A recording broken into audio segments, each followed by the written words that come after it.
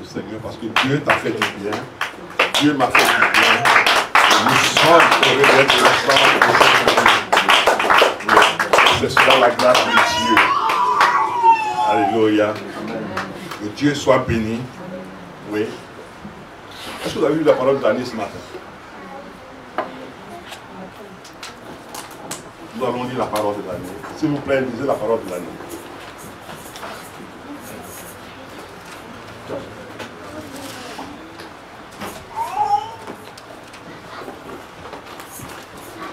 De Corinthiens 6, qui dit ceci. Je lis la parole de Dieu. Car il dit, au temps favorable, j'étais exaucé. Oui. Au jour du salut, j'étais secouru. Et tu te poses la question, mais c'est quand le temps favorable pour moi? Et il te répond, voici maintenant le temps favorable pour toi. Amen. Il te répond, il dit, voici maintenant le jour du salut pour toi. Amen. Il faut que nous disions chaque jour cette parole parce que ce temps nous rend favorable. Amen. Oui. Il nous faut lire la parole de l'année, s'il vous plaît. Alléluia. Dis à ton voisin, tu as bien fait de venir ce matin.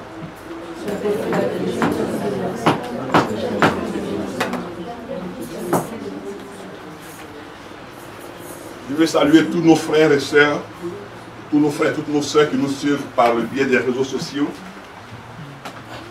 Et comme on l'a dit, on allait en vacances. Dieu a fait grâce, on est tous revenus par sa grâce. Et nous allons reprendre nos activités par la grâce de notre Seigneur Jésus. Donc, nous vous saluons depuis Chantilly, dans l'Oise. Voilà, c'est là notre village, par la grâce de Dieu. Alléluia. Oh oui. Dis à ton voisin, Dieu t'aime. Alléluia. Et vous qui nous regardez, je dis à chacun que Dieu aime chaque personne qui nous regarde. Alléluia. Seigneur, nous te bénissons pour ta grâce et ton amour. Je ne suis rien, je ne vaux rien, je ne suis que ce que tu veux que je sois par ta grâce. Je te prête ma bouche, je te prête mes mains, mes pieds, afin que tu en fasses l'usage que toi tu trouves bon ce matin. Élève et glorifie Jésus, et que ma personne soit soumise à toi, Père Saint, Saint-Esprit, au nom élevé et béni de Jésus. Et le peuple dit Amen. Amen. Alléluia. Oui. Dieu nous aime, il veut nous donner un conseil important. Et le conseil que Dieu veut nous donner ce matin va nous aider nous tous. Amen. Dis à ton voisin, sois attentif à ce que Dieu va te dire ce matin. Alléluia. Parce que Dieu a constaté que ses enfants ont beaucoup de problèmes. Mais ils se les créent eux-mêmes, en fait. Vous savez, on parle à l'église de péché, c'est vrai. Mais on ne parle pas souvent des problèmes qu'on se crée. Vous allez découvrir à la lumière de ce que Dieu va nous dire qu'on se crée plus de problèmes qu'on trouve des solutions. Quand on a mis l'accent sur péché, péché, péché, on oublie les problèmes qu'on se crée. On va découvrir les problèmes qu'on se crée. Le thème de ce matin, dans notre conversation avec le Seigneur, s'intitule « Dieu ne se trompe pas ». Alléluia. Amen. Dieu ne se trompe pas. Et vous allez découvrir sur tout notre parcours pourquoi Dieu ne se trompe-t-il pas. Alléluia. Parce qu'il y a une chose qui a sous le ciel quelque chose de terrible. Qu'est-ce qui peut être terrible sous le ciel? Qui est même pire que le péché. On dit, mais qu'est-ce qui est pire que le péché? On va découvrir. Quelque chose qui est pire que le péché. Et qui nous ronge. Qui est pire que le péché, mais qui nous ronge. Et qui nous fait plus de mal que le péché, mais qui nous ronge. Et qui nous détruit.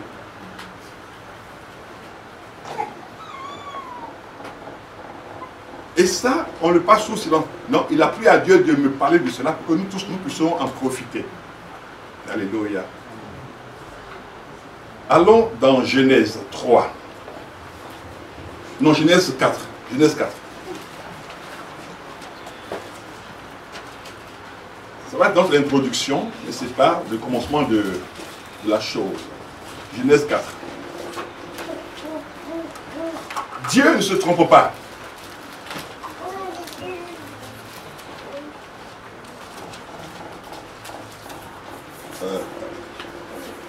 Coupette. Alors, mettre le ventilo avec ta maman là-bas. Moi, je t'en ai pas dit.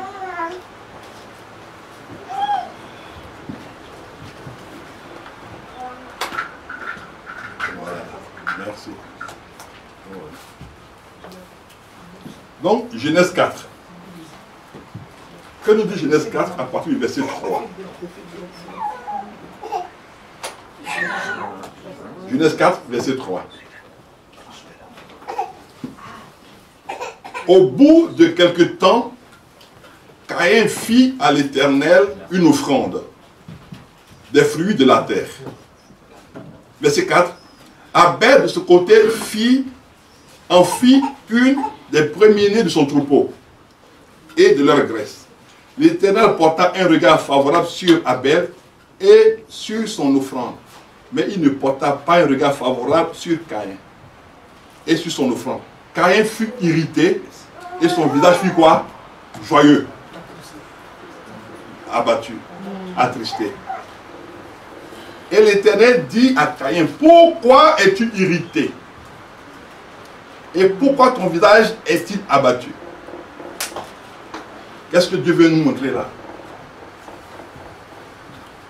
Il veut nous montrer, il veut nous parler déjà d'une chose qu'on appelle l'envie.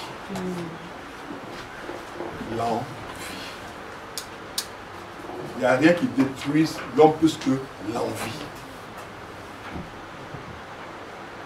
Combien de chrétiens ne regardent-ils pas d'autres personnes qui ne sont pas chrétiens pour dire, mais comment lui a un païen comme ça, une autre voiture comme ça? Et puis moi, un enfant de Dieu, je n'ai même pas ce genre de voiture.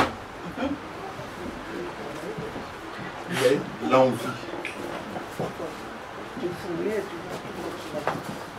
L'envie. Caïn a commencé à envier son propre frère. L'envie. Donc Dieu ne s'est pas trompé quand il a dit à Caïn, tu as un problème. Pourquoi Abel n'a-t-il pas regardé aux choses de Caïn et puis c'est Caïn qui regarde aux choses d'Abel?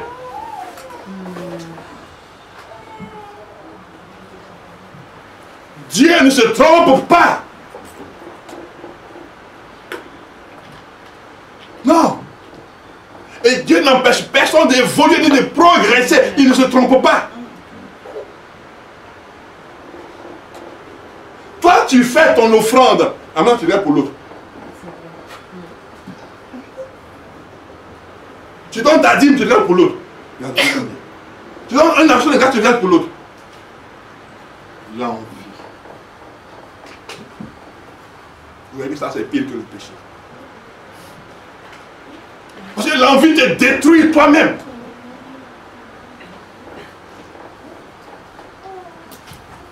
On est à l'église et on est envieux. Là, il n'y avait pas de partage, rien. C'était deux frères, ils sortent du même ventre.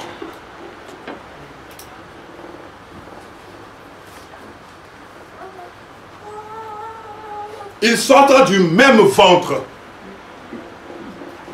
Et puis il envie son frère. C'est terrible. C'est terrible, terrible, terrible. Continuons s'il vous plaît. Non. Quand le Seigneur m'a parlé de ça, ça m'a choqué. Vous vous rendez compte? Des pasteurs envient d'autres pasteurs. Des prophètes envient d'autres prophètes. Et puis les gens sont à l'autel de Dieu, puis s'insultent par message interposé. Et ils prêchent Jésus. L'envie. L'envie.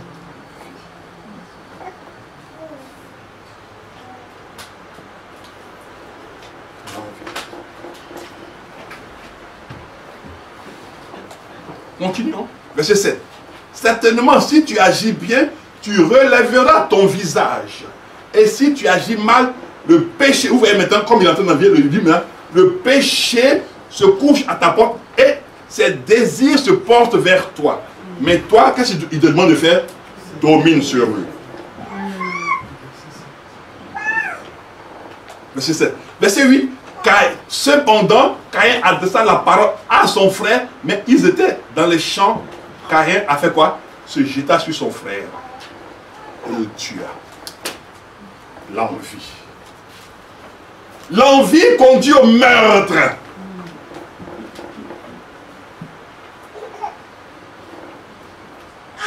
Est-ce que vous vous rendez compte? L'envie conduit au meurtre.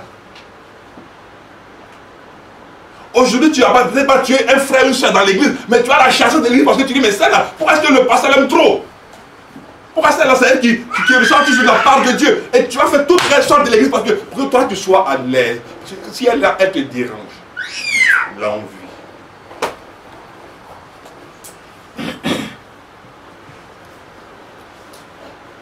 Pourquoi c'est cela qui est toujours un moment? Pourquoi c'est cela qui est toujours comme ça? Pourquoi c'est cela qui est toujours comme ça? L'envie.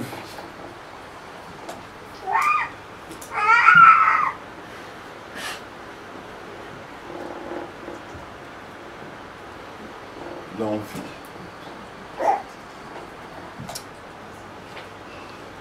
Alléluia. Allons voir Ecclésiaste 4. Non. Peuple de Dieu. Ecclésiaste 4.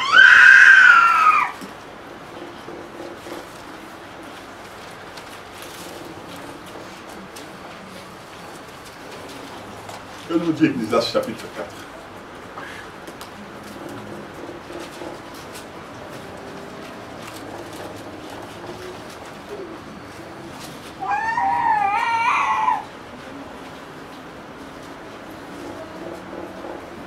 Ecclésiaste 4, 4 dit ceci.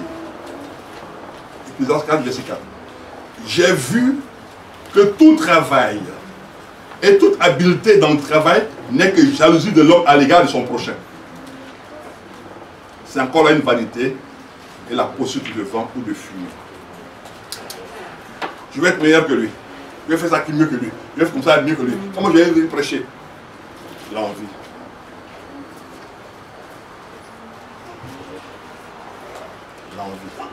Tu ne peux pas dire, moi je vais venir quand même servir Dieu aussi. Non, mais je vais faire mieux que lui. Comme si Dieu avait mis dans la parole la compétition.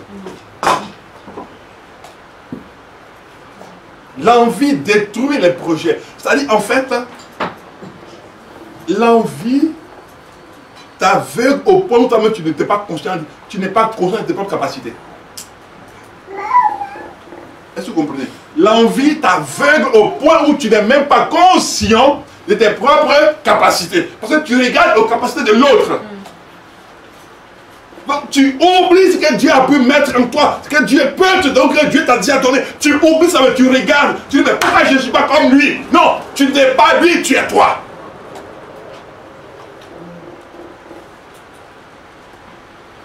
Tu n'es pas lui, tu es toi. Tu es unique, formé uniquement, créé uniquement, pour la chose unique, pour que Dieu t'a dit tu es unique, je t'ai créé unique, pour que tu sois unique dans ton genre et unique dans tes choses. Unique, oui, tu n'es pas un clone de quelqu'un, non. Tu n'es pas la photocopie de ton père ni de ta mère, personne, tu es unique. Dieu ne se trompe pas.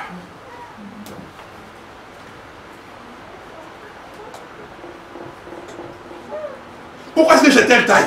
Pourquoi est-ce que j'ai telle forme? Pourquoi? Mais c'est la forme que Dieu veut que tu aies. Parce que tu lui plais comme cela. Il t'aime comme cela. Il t'apprécie comme cela. Oui, tu n'as pas besoin de te comparer à un frère ou à une soeur. Personne. Tu es unique de Dieu. Quand Dieu te voit, il est content. Tu es unique. Tu ne peux pas dire, mais pourquoi je n'ai pas l'argent comme lui? Non, tu es l'unique de Dieu. Je veux dire ça à quelqu'un ce matin. Amen.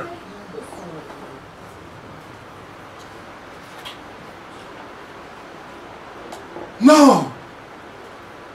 Peuple de Dieu, arrêtons la comparaison. Parce que comparaison n'est pas raison. Comparaison te pousse dans l'ignorance. Et toi-même tu t'éteins sans qu'on ne t'éteigne. Tu t'éteins toi-même.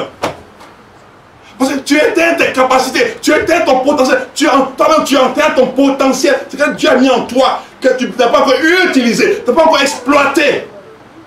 Mais tu regardes un autre.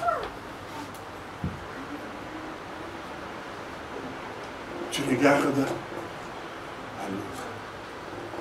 Pourquoi l'autre est-il comme cela? Pourquoi l'autre a-t-il telle forme? Pourquoi l'autre a-t-il tel succès? Non.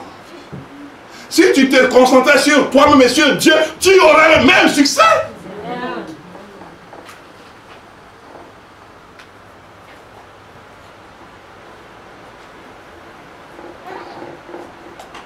Dieu ne se trompe pas. Non. Pourquoi je n'ai pas tel mari? Le mari, il est gentil, il est comme cela. Moi, je n'ai pas telle femme. La femme, là, elle est bien avec son... Elle est bien. Non! Tu as ce que Dieu t'a donné. Si tu veux qu'il soit bien, mets-toi dans les conditions pour qu'il soit bien. Si tu veux qu'elle soit bien, mets-toi dans les conditions pour qu'elle soit bien.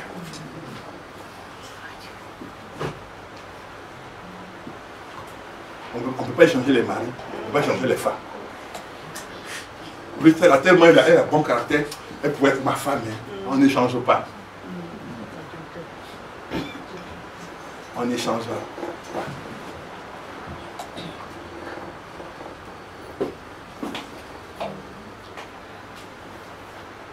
Oui, l'envie te fait oublier.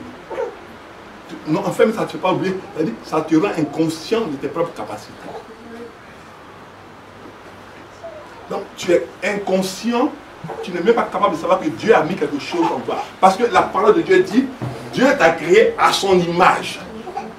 Il n'a pas dit, regardez bien, suivez bien s'il vous plaît, un instant. Arrêtez d'écrire, arrêtez d'écrire, parce que je vais vous montrer quelque chose. Il y a quelque chose qui est dans mon esprit que je vais vous montrer. Dieu n'a pas dit,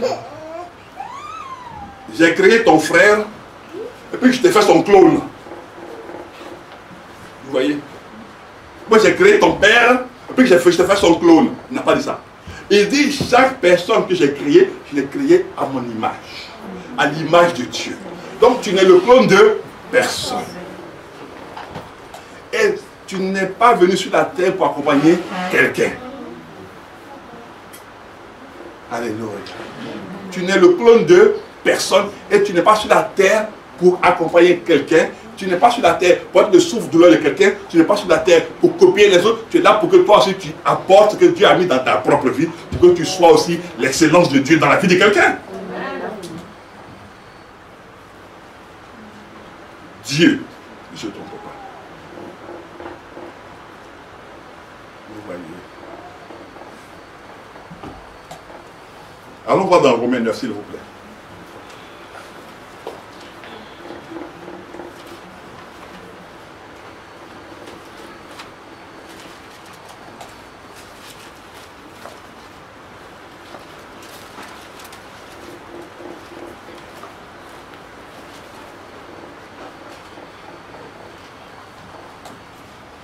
Verset 20.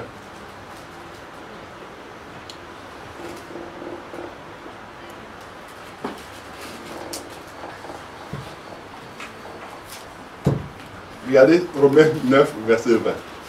Ô homme, toi plutôt, qui es-tu pour contester avec Dieu?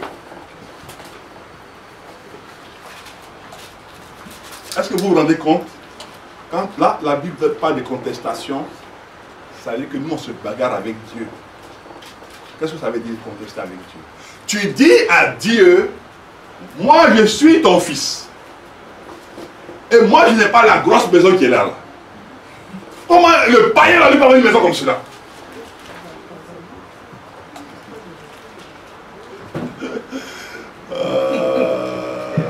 Donc, le chant là, quand je l'ai appris, ça m'a fait du bien. Hein. Alléluia, Jésus m'a libéré. Oui. Oui.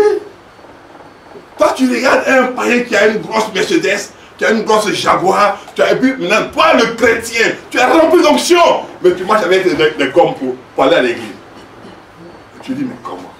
Moi, un serviteur de Dieu comme ça, regardez-moi cette païen-là. Alors que moi, je suis un homme d'onction, je suis un homme d'esprit. Et puis, je n'ai même pas... Non, Seigneur. Donc, tu veux dire à Dieu que Dieu est injuste. Tout à l'heure, la servante de Dieu a dit une phrase très, très importante par rapport au contexte dans lequel nous sommes. Dieu en qui il n'y a aucun nombre de variations. La variation, c'est la corruption de Dieu. Donc Dieu en qui il n'y a point de corruption. Vous voyez? Dieu en qui il n'y a aucun nombre de changements. Est-ce que la Bible dit en toi en qui il n'y a aucun nombre de variations? Non, toi, comme tu es devenu enfant de Dieu, et le païen qui n'est pas encore enfant de Dieu, qui roule dans sa belle voiture, Dieu doit le déposséder pour te donner. Donc tu ne connais pas Dieu. Donc tu ne connais pas Dieu. Si Dieu a permis que ce païen ait cela, il sait pourquoi. Mais je vous en donner la révélation tout à l'heure. Parce qu'il m'a expliqué la vérité, j'ai eu un choc. J'ai eu un choc sérieux.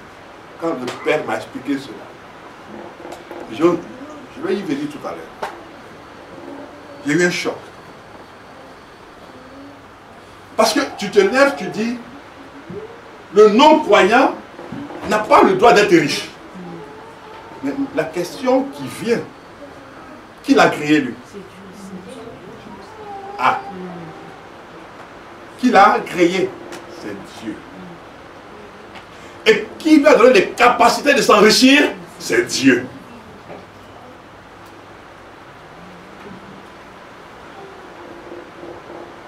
Là, tu vois que tu commences à contester, pas avec le non-croyant. Tu commences à contester avec Dieu. Pourquoi as-tu enrichi quelqu'un qui ne croit pas en toi et moi qui crois en toi, tu ne m'enrichis pas? T'as-t-il dit crois en moi pour que tu sois riche? T'a-t-il appelé pour te dire j'appelle tous les pauvres, venez, vous allez être riches? Là, j'ai jamais dit ça. Il a dit heureux les pauvres en esprit. Il n'a pas dit heureux les pauvres financièrement, heureux les pauvres bancaires, heureux les pauvres en nourriture. Heureux les... Non, il n'a pas dit ça.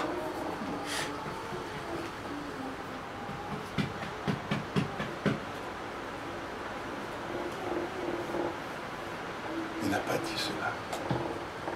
Et maintenant, qu'est-ce qu'il m'a dit qui m'a choqué? C'est ceci. De la manière que nous, qui nous disons enfants de Dieu, on méprise les riches pour dire que celui-là, il n'est même pas chrétien, puis il a une belle maison, il a de belles voitures. Merci Seigneur. Je vais vous raconter une histoire humoristique de la Côte d'Ivoire. Avant d'aller à cette affaire. Dieu est terrible. Cette histoire, il s'agit d'un père et de son fils. Le père, il est couché sur sa natte, et puis il a son voisin qui a une grosse maison, et puis une grosse voiture.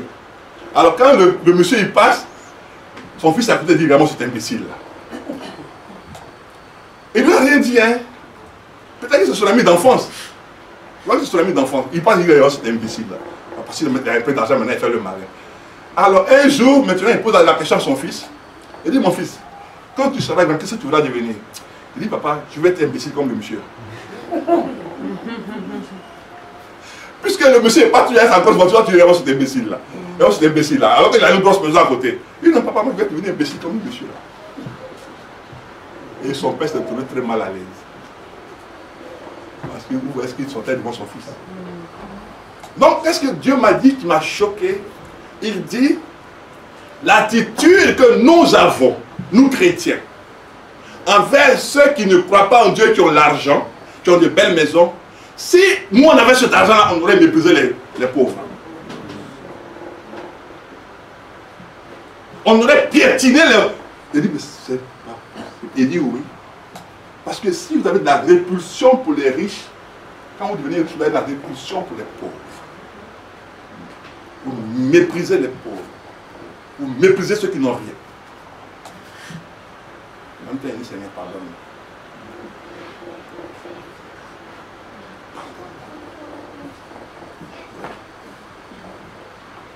Pardonne. Parce que ce n'est pas la richesse qui va te rendre humble, mais va te rendre orgueilleux.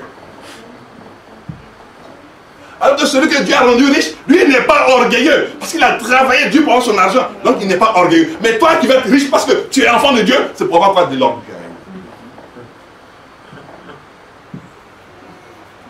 Si tu viens à l'église, tu vas dire, mais écoutez, attendez, lève-toi, viens m'asseoir là. Pourquoi? Parce que c'est toi qui payes la salle. Donc si tu viens, on doit savoir que c'est toi qui payes la salle, donc il faut que toi, on te laisse la place pour que je t'asseye. Et puis toi, tu es la bonne place. Parce que non, non. Moi, il faut que je sois en face du pasteur. Quand il prêche, parce que je veux sentir cela. Je veux recevoir en premier. Oui, parce que... Et puis après quoi? Ce n'est pas le pasteur qui t'a mis au paradis, c'est Jésus. Si tu crois en lui, que tu marches comme sa parole le dit, tu iras auprès de lui. Ce n'est pas le pasteur. Mais comme tu invites le pasteur, il mange chez toi, et que tu payes son loyer, et alors tu dis non. Écoutez, pour exemple, le pasteur va venir nous voir tout à l'heure parce qu'il va prier avec nous. Oui, mais parce que le pasteur, il dépend de toi. Mais ce n'est pas Jésus qui dépend de toi, c'est un homme. Vous voyez comment nos prières même nous amènent à beaucoup d'erreurs. Et quand le Seigneur m'a expliqué cela, moi-même, je me suis regardé, puis j'ai eu pitié de moi-même. Non seulement pitié, mais j'ai eu honte.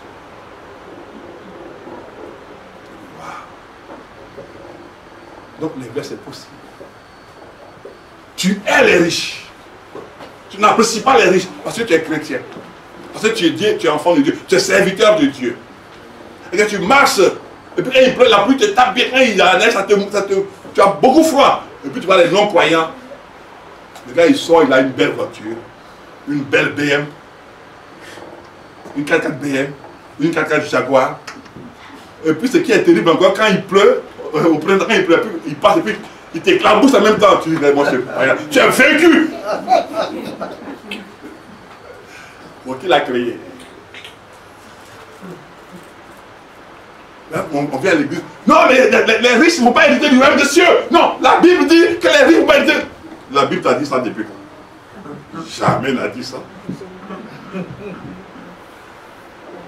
L'envie est rentrée dans l'église.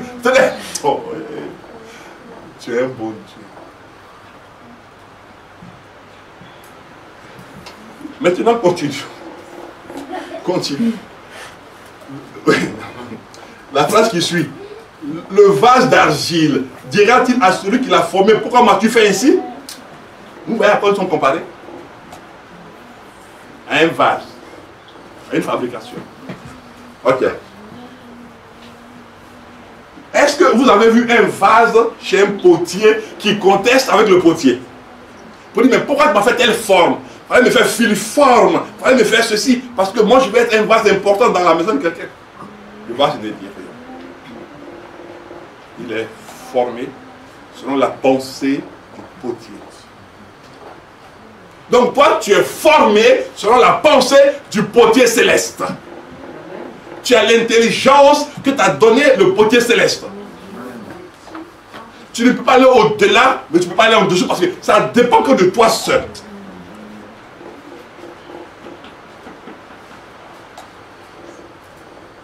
Le vase conteste-t-il avec le potier? Le vase dit-il au potier, tu m'as fait une mauvaise forme?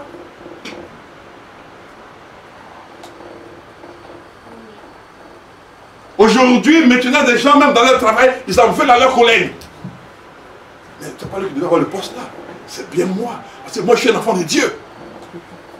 Dieu t'a-t-il dit que ce poste était pour toi? Il a donné des cerveaux à chaque individu. Si toi, tu ne fous rien, n'en veux à personne. Si tu ne fous rien dans ton cerveau, le cerveau, c'est un muscle qu'il faut travailler. Si tu n'es pas là pour réfléchir, pour étudier, pour prier, mais tu ne réussiras jamais. Tu peux faire 200 ans de chrétienté, tu seras dernier à l'école. Et puis le non-croyant, lui sera premier. Et puis lui, il vient toujours. Oh, la réellement, il va à l'église et puis fou rien. Et puis tu dis, mais Seigneur, il est vaincu celui-là. Il n'est pas vaincu. Toi, tu passes ton temps dans les veillées de prière, dans les jeûnes de prière, et puis tu fermes ton livre d'études. Et puis Dieu va descendre du ciel pour dire, non, mon enfant, non, tu me pries trop. Allez, j'ouvre ton cerveau, puis je mets un peu dedans. Un peu de physique. Un peu de, vous allez la physique, parce que j'aime la physique. Un peu de mathématiques. Et puis un peu de ceci. Oui, il ne fera jamais cela. Si tu n'étudies pas, tu auras 0. Tu as en voulu à l'autre. Lui, il n'est pas chrétien, il s'en fout. Tu as dit, mais tu es vaincu, il n'est vaincu en rien du tout. Là, tu seras dernier. Et puis, tu es un grand prieur au lycée ou à l'université, mais tu es dernier. Et puis, le non-croyant, il est major de sa proposition. Après, tu vas dire, Seigneur, c'est pas normal, c'est pas juste. Le vase conteste-t-il avec le potier? Le vase conteste-t-il avec le potier? Dieu ne se trompe pas. Il t'a donné ce qu'il t'a donné. Qu'est-ce que tu en as fait?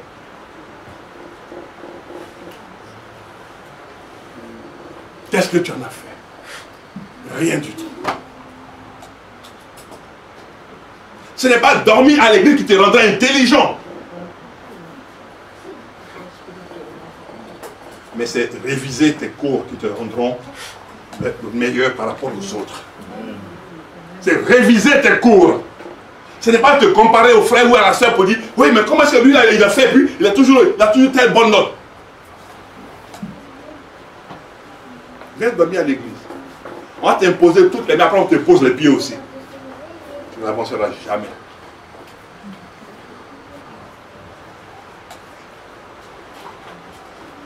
Le vase, ça dit la création, la créature. Donc tu veux dire, merci Seigneur. Vous savez,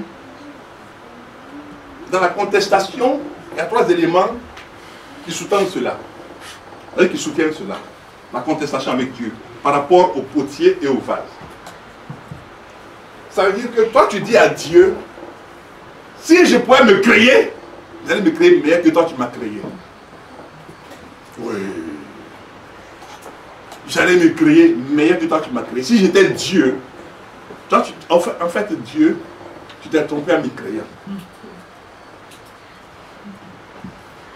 Oui. Parce que ce que tu m'as donné comme forme, c'est parce que moi je veux. Ce que tu m'as donné comme taille, c'est parce que je veux. Ce que tu m'as donné comme nez, c'est parce que je veux. Mais si je m'étais créé moi-même, si j'avais été Dieu pour me créer moi-même, non. Mais j'allais avoir la forme que cette personne a là. J'allais avoir une telle forme comme ça. Vous savez comment il marche et puis il marche avec élégance. J'allais me créer des jambes pour ça, pour marcher avec assurance et puis avec élégance. Je ne sais même pas quel problème de santé qu'il a dans son corps. Et puis tu veux créer comme lui. Et quand il te dit un matin, il dit, ah mon ami, j'ai des problèmes de reins, donc parce que je marche comme tu dois marcher là. Et donc tu as la tu dis, Seigneur, je te demande pardon. Il pensait que sa démarche, c'était une démarche normale alors qu'il avait des problèmes de reins. Tu as dû te repentir pour des bêtises que tu aurais pu te taire pour ne pas les prononcer. L'envie. L'envie. L'envie. Tu rentres chez quelqu'un, tu vois sa maison, tu sors là, tu vois, tu dis à ton mari, non, moi il me faut les mêmes meubles comme ça, hein, parce que moi j'aime pas tes vieux meubles qui sont là, tes meubles. Avez-vous le même salaire? Alléluia, Jésus m'a libéré. Alléluia, Jésus m'a libéré. Alléluia, Jésus m'a libéré. Alléluia, Jésus m'a libéré. Le sang de l'agneau est mon bouclier. Jésus m'a affranchi. Le sang de l'agneau est mon bouclier. Jésus m'a affranchi. Oui! Tu rentres chez quelqu'un net, tu vois les meubles, tu dis, waouh!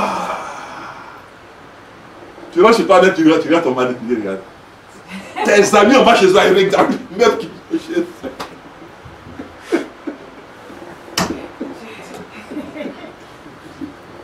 Comme on dit chez nous au Cameroun, qui est.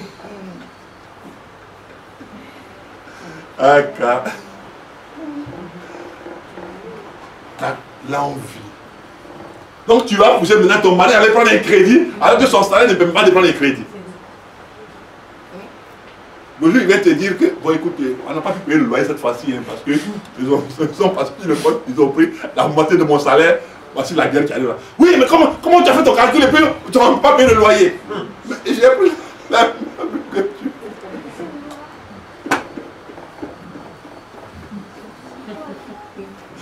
J'ai pris la même que tu voulais, non.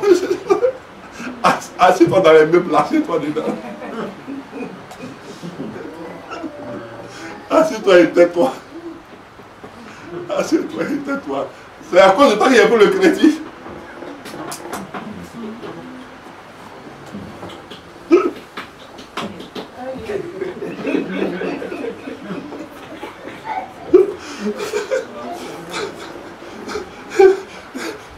C'est à cause de toi, on ne peut pas manger aujourd'hui, on ne peut pas manger à cause de toi. Il n'y a plus beaucoup d'argent sur le compte.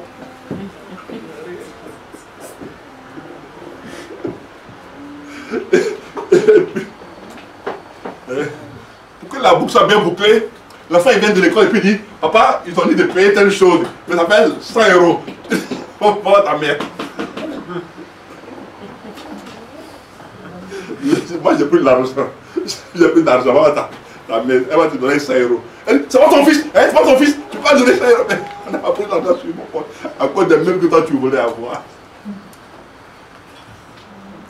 L'envie.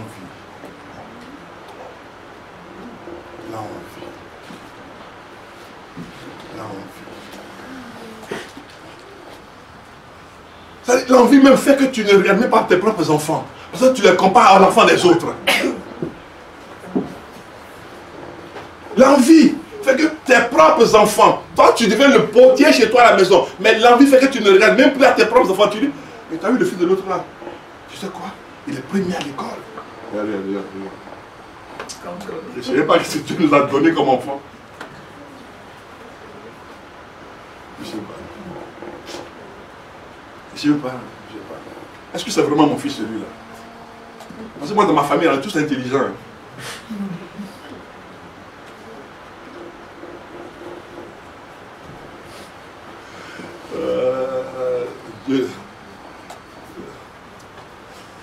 Dans ma famille, on est tous intelligents.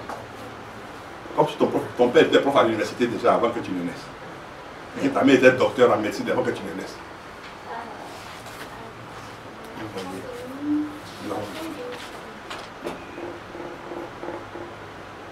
l'envie.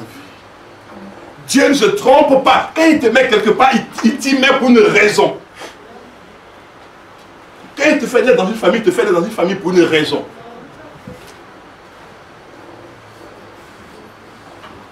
Vous savez,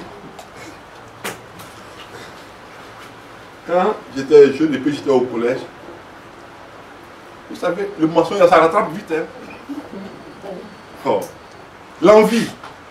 J'avais une amie de classe, j'étais en 5e. Et elle, son père travaillait dans les plantations des gens. Alors, il y avait des jeunes gens qui étaient à l'école, qui étaient de la famille proche du pouvoir.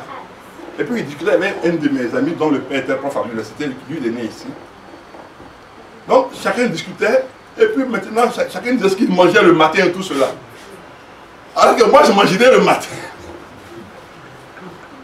Au lieu de me taire, ma bouche m'a trompé. Alors j'ai dit à une amie de classe, elle dit non mais nous le matin, chez nous le petit déjeuner, on mange du saucisson, on mange de l'omelette, de tout cela. Elle dit ah bon? Ah mais ça c'est bien ça. Mais si je pourrais avoir juste du saucisson que tu manges chez toi à la maison? Il dit mais bien sûr, il n'y a pas de problème. Alors qu'entre temps, pour mon déjeuner, mon père me donnait 100 francs CFA. Donc les 100 francs CFA vont maintenant servir à acheter du saucisson pour la fille de ma classe. Le mensonge. Donc, ce qui veut dire que déjà, mes 100 francs, ils ne sont pas dans ma main, mais ils sont hypothéqués. Alors, on me donne des 100 francs pour aller pour manger à l'école et je vais acheter le saucisson et puis je vais le garder pour la boutique.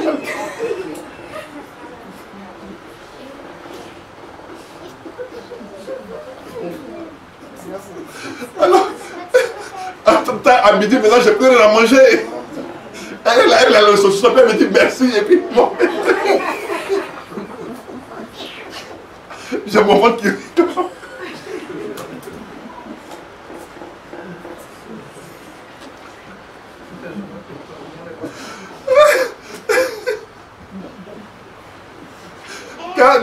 Quand on a fini de quoi, j'ai sauté dans la voiture pour rentrer à Abidjan, il y avait trop faim. Je suis arrivé, même bonjour à ma mère, je n'ai même pas dit déposer mes affaires, je suis avec la nourriture. Elle dit, mais c'est pas encore prêt. Elle dit, non, mais pourquoi c'est pas encore prêt? Comme si c'est moi qui l'ai marié. Elle dit, mais pourquoi c'est pas encore prêt depuis là? Moi, je parlais depuis le matin, la vie, c'est pas encore prêt. Elle dit, attends un peu, ce sera.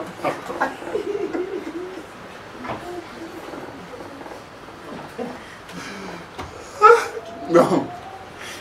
Après mes 100 francs là, on dit, non, c'est fini.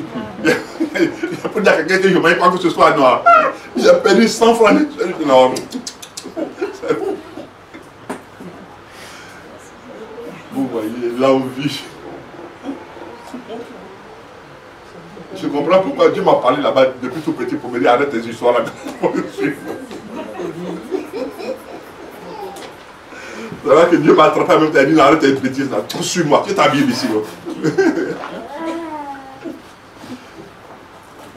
voyez.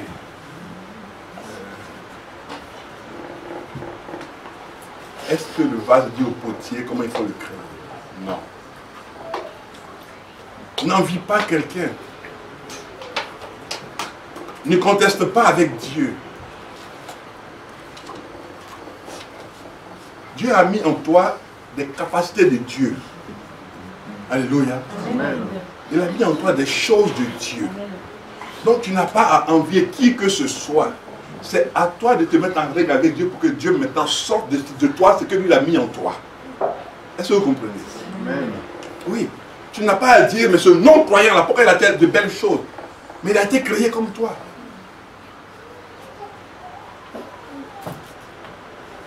Retournons à Romains 9. Il y a une chose qu'on va découvrir encore à Romains 9. Retournons à Romains 9, s'il vous plaît.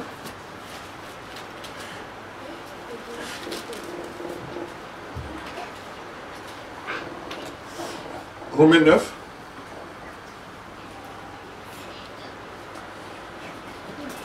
À partir du verset 11.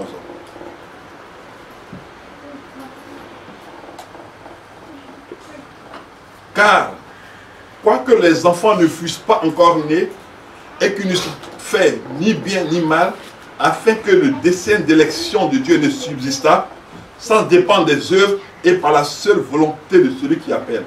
Il fut dit à Rebecca, l'aîné sera assujetti au plus jeune, selon qu'il est écrit, j'ai aimé Jacob et j'ai haï Ésaü. Alléluia. Que dirons-nous, verset 14? Y a-t-il en Dieu d'injustice? Loin de là. Y a-t-il en Dieu de l'injustice? Loin de là. Pourquoi Dieu a-t-il haï Ésaü et puis il a aimé Jacob? Vous savez, apprenez à connaître Dieu. Dieu commence toujours par la fin. Jamais par le commencement. Quand il a fini de tout créer, quand il parle de la fin, il dit, quand tu as fait, alors il a fait. Regardez. Pour que vous compreniez simplement ce que je suis en train de vous expliquer. La Bible dit dans Jean 3, chapitre 3, verset 7, car Dieu a tant aimé le monde afin que quiconque croit ait quoi? La vie éternelle. Où est déjà? Donc Dieu te parle déjà au commencement de la vie éternelle. Il ne te dit même pas de la marche que tu vas faire. Il te parle déjà de la vie éternelle. Donc voici pourquoi Dieu a haï Ésaü.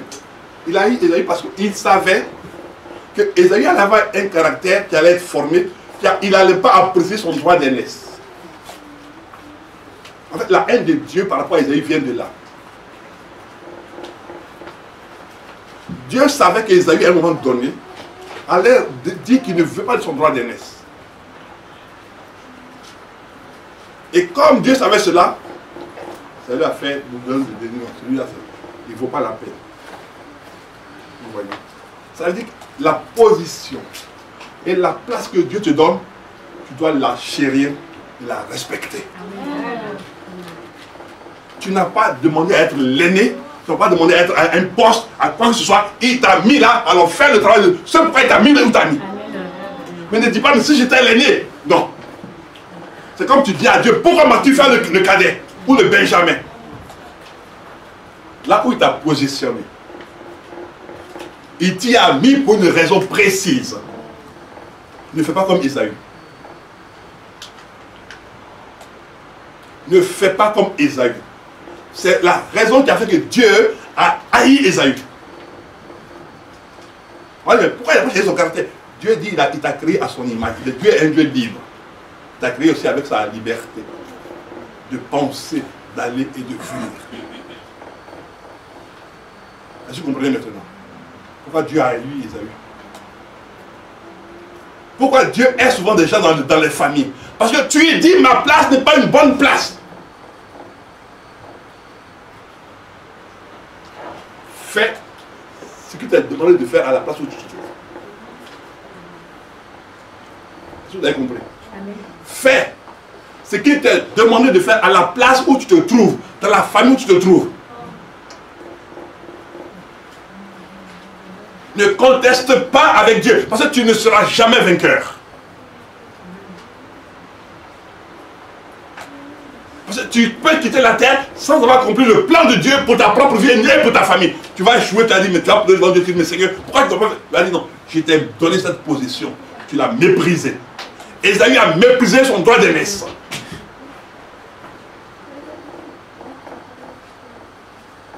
Les frères de David ont méprisé David.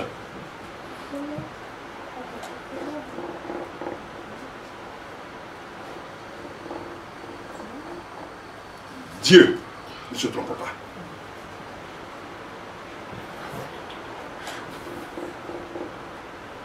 Le Dieu de la Bible ne se trompe pas. Des hommes peuvent te tromper, des pasteurs peuvent te tromper, des prophètes peuvent te tromper. Mais Dieu, lui, ne se trompe pas.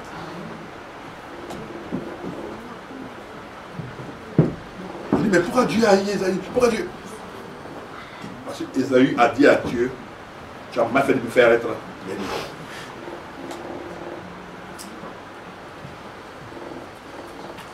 Si tu es aîné, ça veut dire que Dieu dit avant toi, il n'y a personne dans ta famille. Ne cherche pas quelqu'un pour être au-dessus de toi. Jamais. Personne n'est au-dessus de toi parce que tu es l'aîné. Prends ta place et ton autorité parce que tu es l'aîné. Et agis conséquemment parce que tu es l'aîné. Et Dieu sera avec toi. Mais si tu dis pourquoi je suis l'aîné, c'est qu'il y a des problèmes, tu as toujours des problèmes. Et tu n'auras jamais de solution.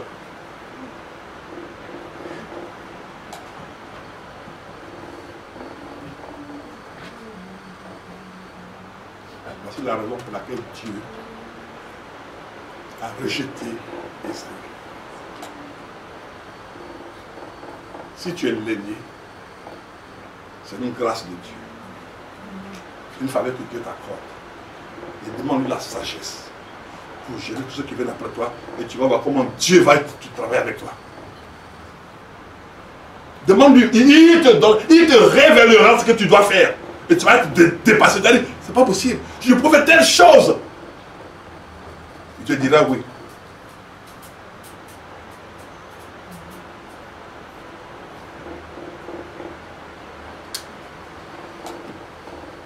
Pourquoi le premier-né de Jacob n'a pas hérité de Jacob? Ruben. Parce que Ruben a connu la couche de son père. Il a méprisé son père. C'est pour cela que Dieu a pris l'autorité de Ruben pour donner à Judas. Il a donné à Judas. Jésus qui sort de Judas.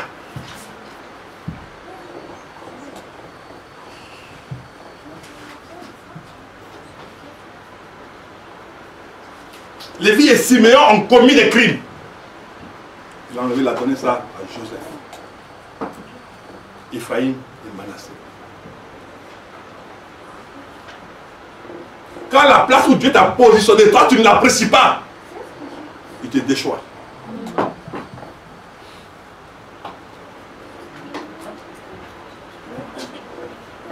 Dieu m'envoie dire à quelqu'un ce matin. Il ne sait pas quelle était ta prière. Quelles étaient tes pensées dans les jours qui sont passés ou dans les mois qui sont passés. À quoi tu pensais? Je vais te dire de la part de Dieu que si tu méprises la place que Dieu t'a donnée, alors il te déchire. Tu seras déchu. Mais si tu l'apprécies, alors Dieu te relèvera et tu relèveras ta famille. Amen.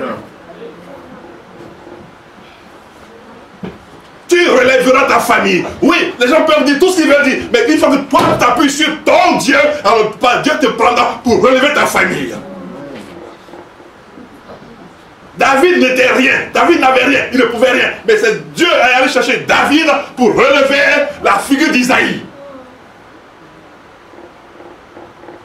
David, fils d'Isaïe, pauvre parmi les pauvres. Gédéon, pauvre parmi les pauvres. Dieu l'a relevé. Parce qu'il a connu sa place.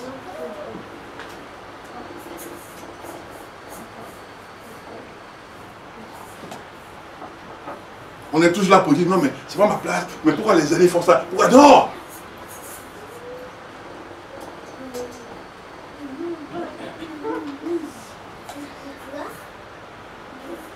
Moi j'ai des grands frères.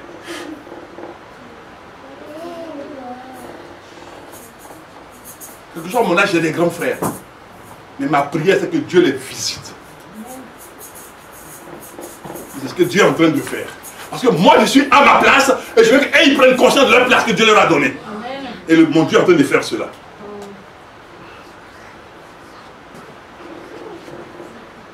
Ne conteste jamais la place de quelqu'un. Et toi que Dieu a établi en tant qu'aîné, quelle que soit la situation, lève-toi et Dieu se lèvera avec toi, tu verras. Mais si toi tu es là pour contester, et toi et ta famille, vous allez vous effondrer. Isaïe, on ne parle pas de lui. Il y a l'état d'Israël, il n'y a pas l'état d'Isaïe. On ne parle plus de ça. Alors qu'il a fait aussi 12 enfants. On ne sait même pas. On parle des fils de Jacob.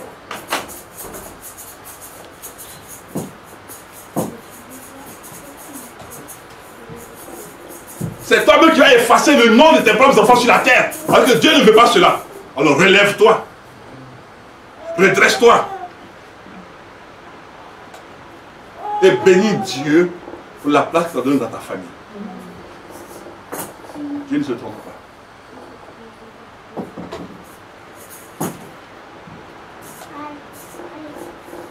Dieu ne se trompe pas.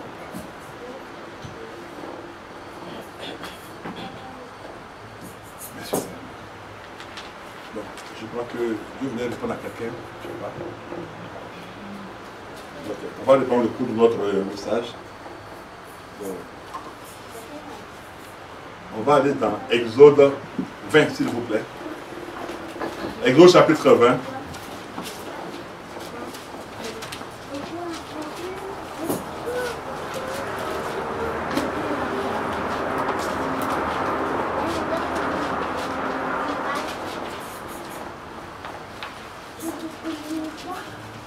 Verset 17.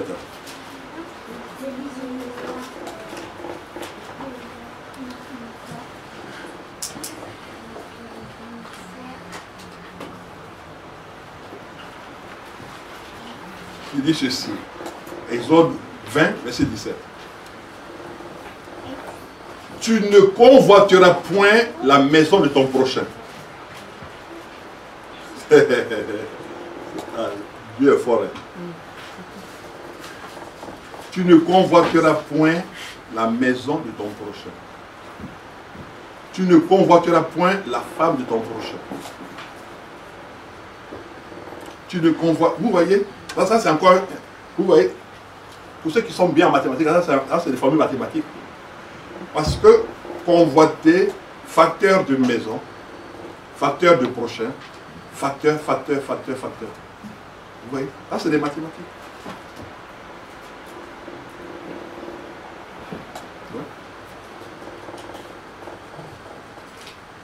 C'est ça Dieu.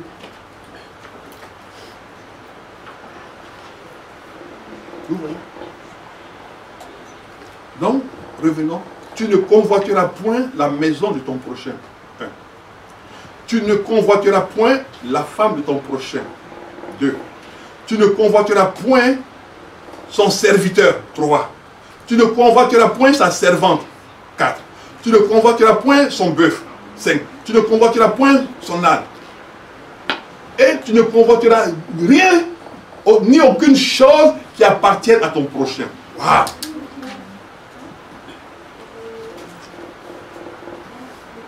Donc si on enlève convoiter, ouais, mais tu n'en vivras pas.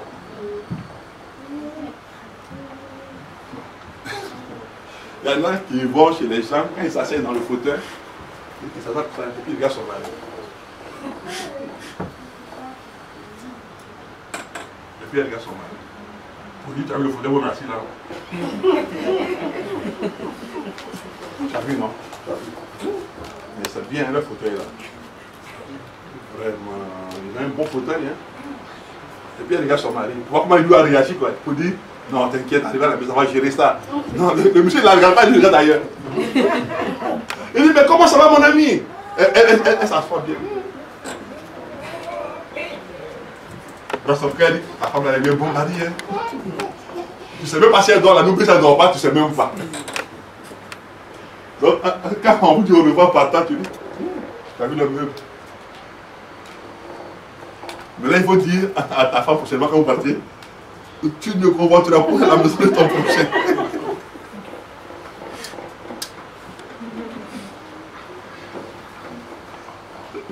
Ou bien quand ton mari vous montez dans la voiture, il vient te dire, bon, attends, viens d'abord démarrer avant que tu le montes. Hein.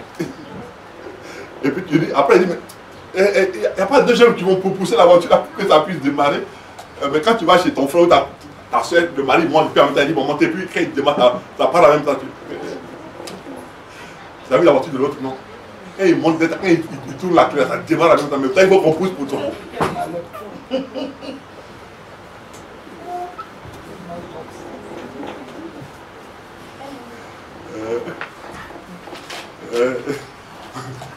Au Cameroun, on dit quelle malchance.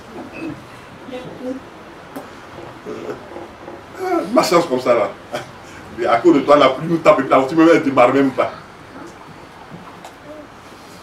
Alléluia. Tu n'envieras pas cela.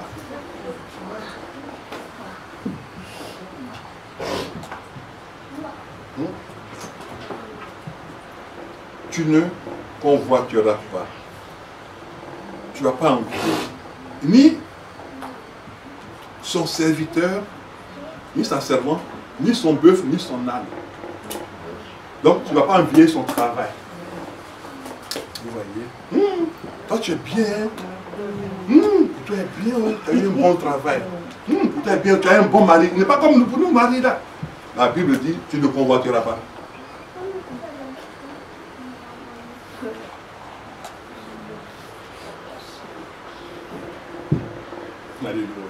Amen. Donc, tu ne vas pas envier. Ce n'est pas non seulement tu ne dois même pas envier. Parce qu'on a vu que envier a poussé à quoi? Au meurtre.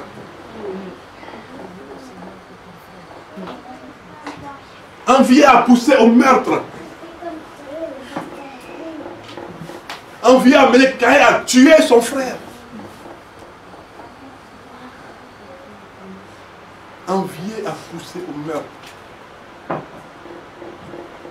C'est parce que beaucoup de gens envient dans leur famille qu'ils font tout pour tuer leurs propres frères qui les nourrissaient.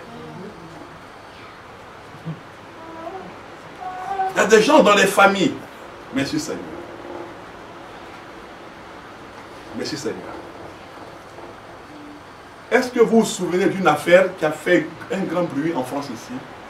La famille Flatis.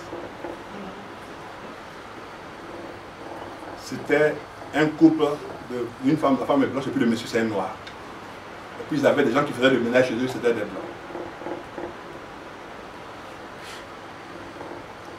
Et ce monsieur enviait tellement ce couple qu'il a tué le père et les 5 enfants. Il a tué le père, la mère et les 5 enfants. Il n'a laissé personne. C'était terrible. Par jalousie. Par pure jalousie. Il dit oui, mais ils se prenaient, je ne sais pas pour qui, quand ils viennent, ils allaient dans leur chalet de campagne. Ce n'est même pas leur maison principale, le chalet de campagne. Ils allaient en vacances là-bas. Et ils prenaient le monsieur et sa femme pour faire le ménage. Ah.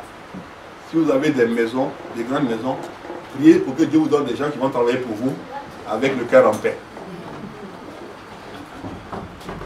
Même si tu vas un jour en Afrique et que tu as une belle maison, que tu veux prendre une servante, prie pour que tu te donnes la servante qui a le cœur en paix. Pour ne pas qu'elle empoisonne ta femme ou qu'elle t'empoisonne pour prendre ta maison.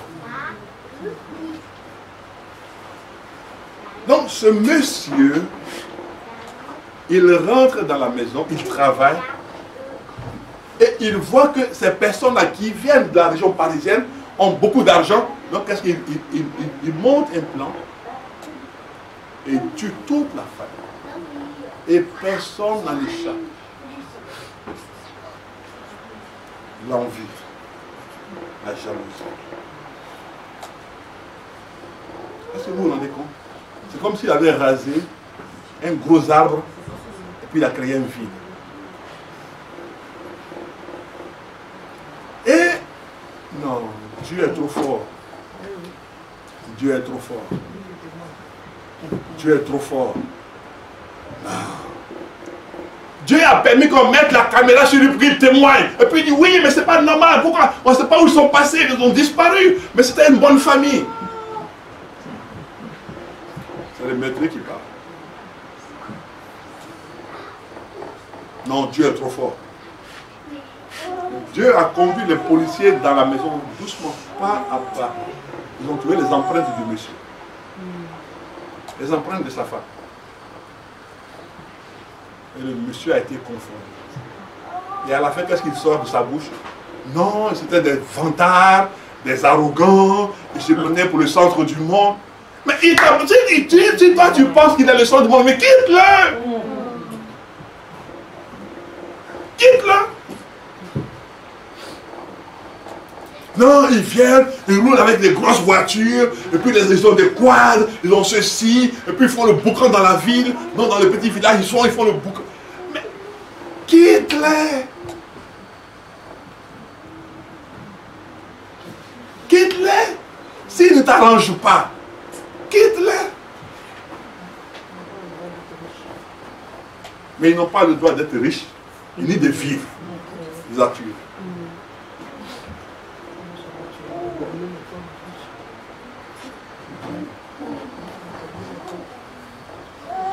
Et il a essayé de nettoyer. Et comme Dieu est trop bon, vous voyez, il y a des intelligences que Dieu donne aux gens qui cherchent. Il ne donne pas ça aux chrétiens. C'est ça. Dieu donne à celui qui cherche. Il ne donne pas ça aux chrétiens. Si tu es chrétien que tu ne cherches pas, tu n'auras rien. Oui, je vous dis, tu peux faire 200 ans de chrétienté. Même si Dieu me donne 1000 ans de vie. Mais si tu ne cherches pas, tu auras zéro. Mais les non-croyants qui ne cherchent pas, Dieu va leur révéler la chose. Oui, il ne cherche pas Dieu, mais il cherche. Il dit, lui, il veut aider les gens.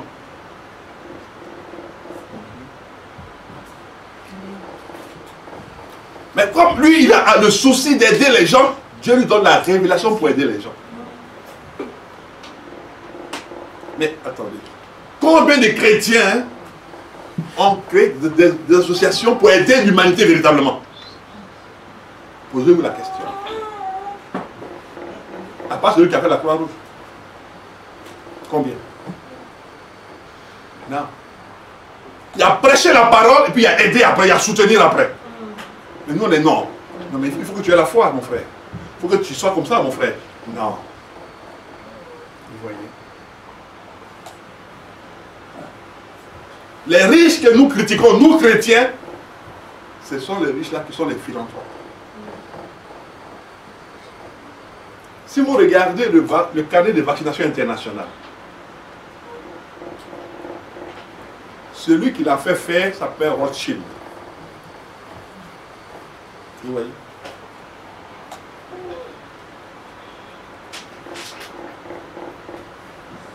Quel est le chrétien qui dit Seigneur, rends-moi riche pour que je puisse aider les gens? Non, si tu es riche, mais comment? Il faut penser que c'est lui qui est le plus riche de l'église. il n'est pas bon qu'un chrétien soit riche. Non, parce que son attitude change. Sa parole même change. Parce qu'un chrétien qui est riche, il ne vient plus dans la même église. Non. On a eu le témoignage. Mon frère, l'apôtre Bernard, nous a donné le témoignage. Il dit en Côte d'Ivoire, il y avait un monsieur qui était pauvre de chez pauvre. Et le prophète priait pour lui, pour que Dieu vraiment le visite. Et cet homme a eu la grâce de Dieu, il a été visité. Et Dieu l'a enrichi de manière insolente. Qu'est-ce qu'il a fait pour être devenu riche? Parce que quand il priait, il était dans une cabane. Maintenant, il est riche. Il a des grosses maisons, des grosses voitures. Attendez, je vais quand même pas aller me coltiner les mêmes bancs que les pauvres qui sont là-bas quand même. Donc, il n'est venu plus à l'église. Parce que lui, il est riche. Alors, un jour, il rencontre son père spirituel, le prophète. Et puis, il lui dit, ah, papa, maman, je vais t'accompagner. Il dit, mais mon fils, mais depuis là, tu es où et puis je ne te vois pas. Oh, papa. Non, tes prières marchent, papa. Tes prières marchent fort. Ton Dieu m'a béni. Il avait un espace quelque part, en Côte d'Ivoire. Et après une prospection, ils ont trouvé de l'or là-bas. Donc ça devient une région aurifère. Ils ont trouvé du diamant là-bas. Donc il commençait à avoir maintenant beaucoup de minéraux. Et il a commencé à exploiter. Ça lui rapportait de l'argent. Il dit non papa, mais tes prières marchent, ton Dieu est trop fort. Ok. Donc tu as vu la voiture que j'ai, mais papa, j'ai pas que ça, j'ai d'autres voitures encore. Il dit d'accord. Il dit bon, moi je te dépose où tu vas. Et son père, qui lui dit non mon fils, merci. Si Dieu a permis qu'il arrive ici à pied, il saura me faire retourner chez moi. Il a insisté, le père spirituel lui a dit non, il ne monte pas. Quand il est parti, le père spirituel, quelques temps après, est mort. Est-il mort de joie ou est-il mort de chagrin? Dieu seul le sait. Après l'enterrement du père spirituel, les affaires ont chuté. Il est devenu plus pauvre qu'avant.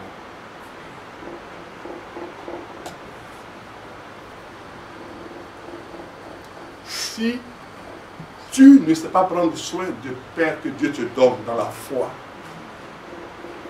ce sera à tes risques de payer pour passer.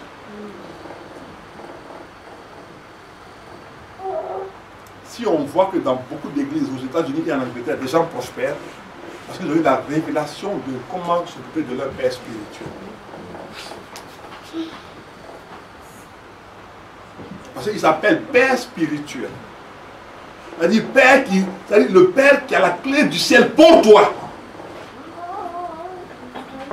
Le Père qui, quand il ouvre la bouche et que Dieu entend, Dieu amène la pluie sur ta vie. Cet homme a tout perdu après le décès de son père spirituel.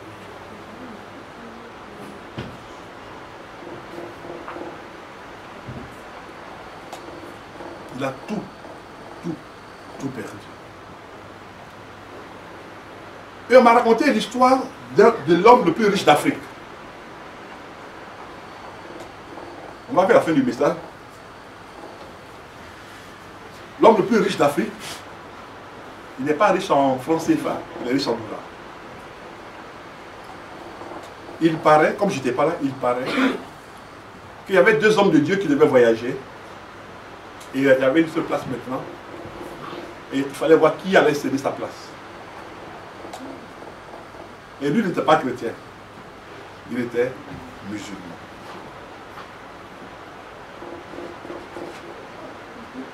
Quand ils ont dit qu'il y a deux hommes de Dieu qui doivent voyager, et qu'il y a un qui n'a pas de place, lui s'est levé.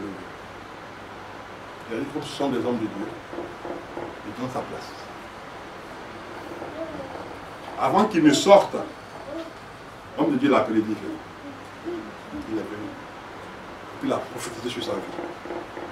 Il dit, parce que tu as fait ceci, mon Dieu te bénira. l'homme le plus riche. Il s'appelle Dangote.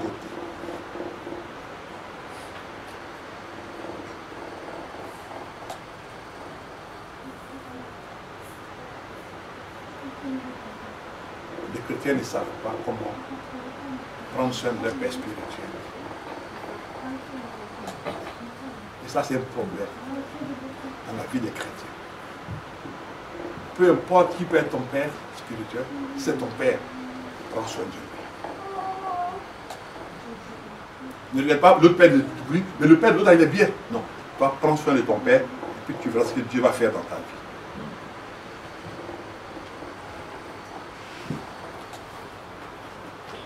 On ne change pas de père.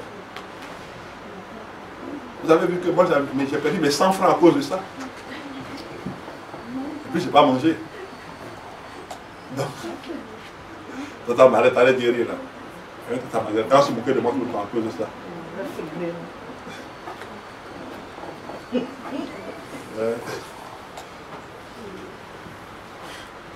Donc, on va vers la fin de notre message. Allons dans Proverbe 14.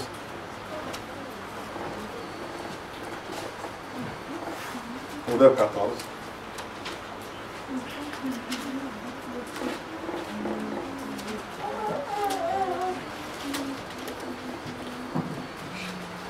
Proverbe 14. Qui dit ceci: un cœur calme est la vie du corps. Mais l'envie est quoi? Est la carie des os. Waouh! L'envie. Qui a eu une carie dentaire? Moi. Mais quand ça te tape, non! Tu ne sais même pas où mettre ta tête. Donc l'envie est une carie. Donc ça veut dire que l'envie donne la souffrance. L'envie engendre de la souffrance. L'envie va naître de la souffrance.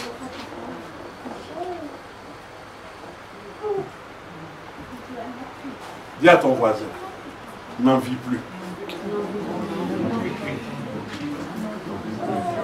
Dis-lui, n'en vis plus. Et tu te porteras mieux. Dis-lui, n'en vis plus, tu te porteras mieux. Mais pourquoi ne faut-il plus envier? On va trouver la solution maintenant. Allons dans Romains, on finit notre message. Romains 12.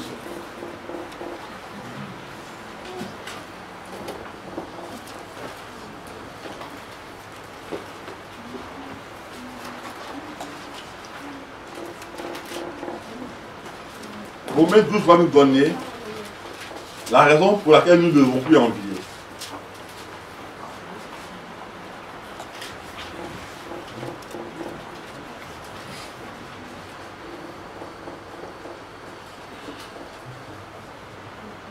Romains 12, verset 15, qui dit ceci: réjouissez-vous avec ceux qui se réjouissent. Mais ce qu'on a l'habitude de faire, vous savez qu'est-ce qu'on fait d'habitude? C'est nous pleurons avec ceux qui pleurent. Elle m'a fait bibi. On pleure avec ceux qui pleurent. Mais non, on ne réjouira jamais.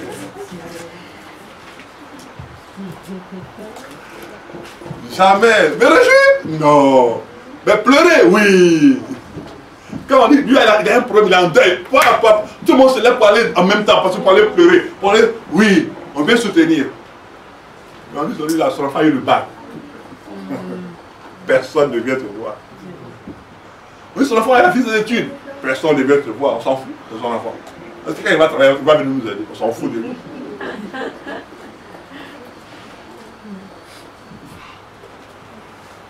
Alors que la Bible nous dit, vous voyez, l'envie est la carie des os. Maintenant, Dieu nous dit, réjouissez-vous. Réjouissez-vous avec ceux qui se réjouissent. Ça veut dire que quand ton frère est en train de danser pour la réussite de son enfant, viens danser avec lui. Mais que ton cœur soit en accord avec ta danse. Oui. Que ton cœur soit en accord avec ta danse que tu es en train de faire. Tu dis, hey, Seigneur, merci. Tu dis non. Pourquoi ce soit pas tout carré ici? Moi, mon enfant, il a échoué. Quelle famille ça? et qui est Aka. Oui.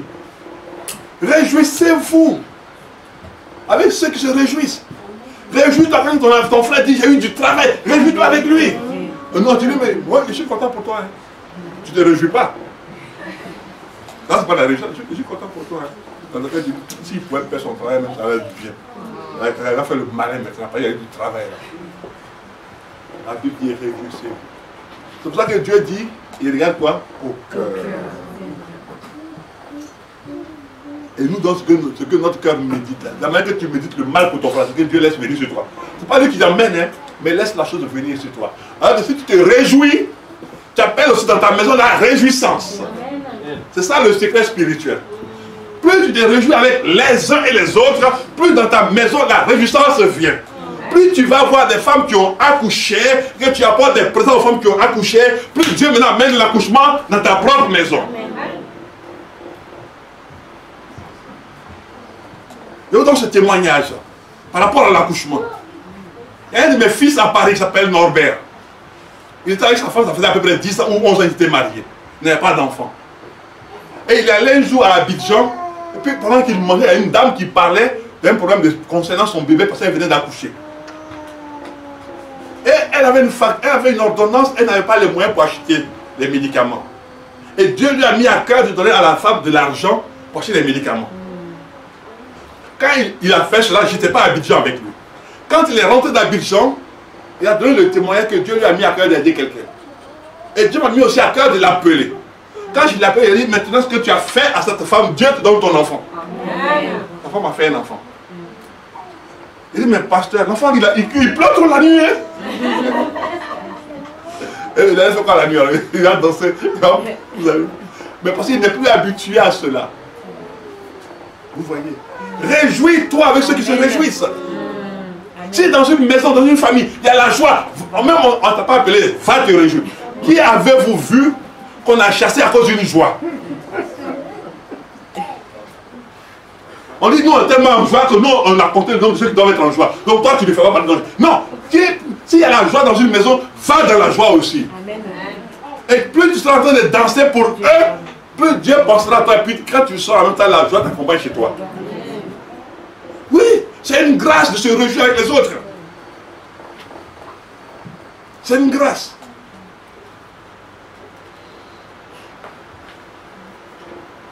Dieu m'a fait la grâce de prier pour beaucoup d'enfants parmi vous. J'ai eu le bac, j'ai eu beaucoup de diplômes. Je bénis Dieu. Mais mon propre fils n'a pas eu son BTS 2 fois. Mais j'étais tranquille. Comme il a eu son examen, on bénit le Seigneur. Ah Seigneur, merci, il a eu son examen. Dieu dit, mais l'enfant, lui, il est bizarre. Hein. Au lieu de faire comme les autres, depuis il s'en fout pas. Lui, il est content. Il a fini par donner le BTS à Saoul. Et puis en même temps, il a donné le BTS. C'est comme s'il l'avait depuis longtemps. Donc, on ne l'a pas calculé. Vous voyez? C'est comme si depuis longtemps il l'avait, donc quand il a eu son BTS, on ne l'a pas calculé. Parce que dans mon esprit, il y a longtemps qu'il y a eu la chose. Et ça vient de se matérialiser. Mais réjouis-toi. Ne convoite plus. Ne convoite pas. Réjouis-toi. Dieu ne se trompe pas. Alléluia. Amen. Amen. Alors comme Dieu ne se trompe pas, dis à ton voisin, réjouis-toi. Réjouis-toi. Réjouis-toi. Et remercie Dieu pour ceux qui réussissent. Remercie Dieu pour ceux qui avancent. Remercie Dieu pour ceux qui achètent de nouvelles maisons. Remercie Dieu pour ceux qui achètent de nouvelles voitures. Remercie Dieu pour toutes ces choses. Et tu verras qu'un jour toi-même tu seras surpris d'avoir les moyens d'acheter une belle maison et puis une belle voiture parce que tu es habitué à te réjouir. Et l'onction de la grâce de Dieu vient sur toi. Grâce du Seigneur. Et là la grâce de oui, ta réjouissance. Et c'est là que Dieu maintenant va venir sa bonté sur toi. Alors réjouis-toi. Et n'en vis plus. Car Dieu ne se trompe pas. Alléluia. Que Dieu soit béni. Amen. Mais Dieu ne se trompe pas. Sache-le. Alors réjouis-toi. Réjouis-toi avec ceux qui se réjouissent. Mais ne cesse pas seulement ceux qui pleurent. Va où il y a la joie. Et puis que ta joie soit vraie. ne faut pas aller faire une joie hypocrite là-bas. Que ta joie soit vraie. Que ta danse soit vraie aussi. Voilà. Réjouis-toi avec ceux qui se réjouissent. Ce n'est pas des fois où on pleure maintenant, c'est des fois où il y a la joie. Et tu sortiras aussi en joie. Que Dieu te bénisse. Amen.